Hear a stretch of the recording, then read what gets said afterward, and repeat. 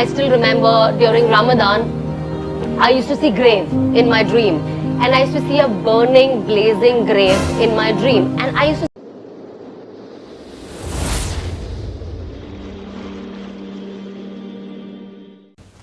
Assalamu alaikum, welcome back.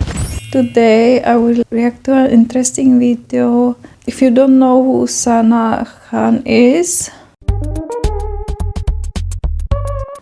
she is a former actress who quit for the sake of Allah, which is very inspiring to me because she literally chose Deen over Dunya.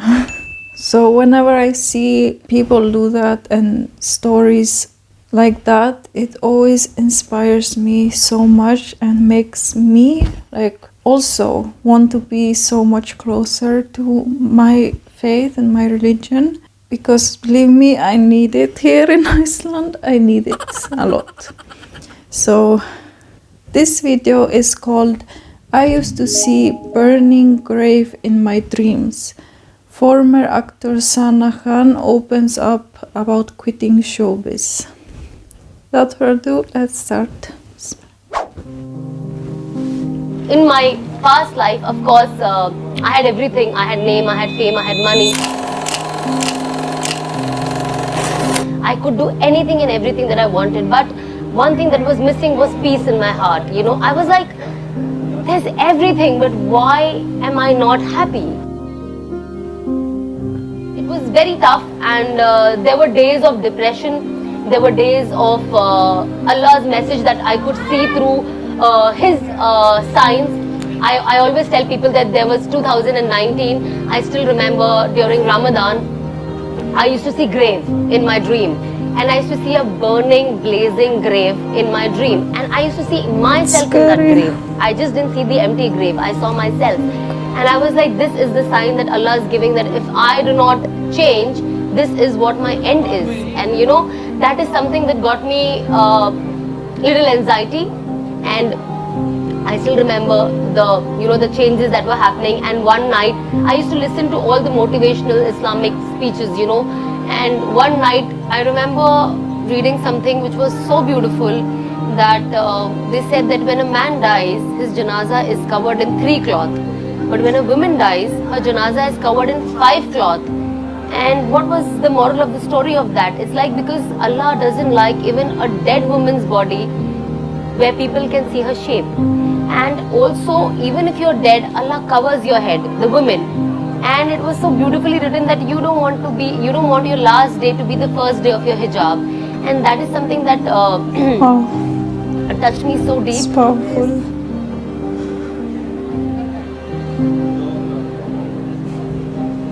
I'm sorry.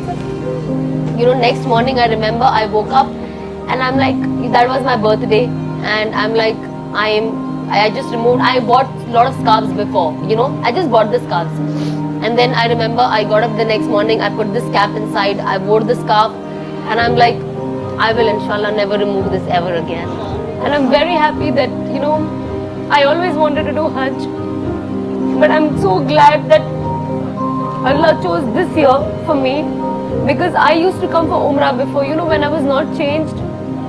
And I used to do Umrah, I used to wear the hijab here, and I used to go back home and I used to remove it.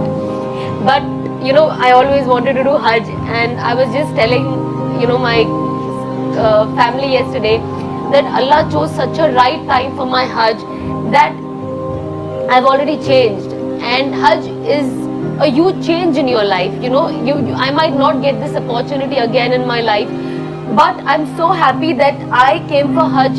When I changed, I know that now how I am, at least the way I look, I'm not going to go back and remove my abaya and throw it away.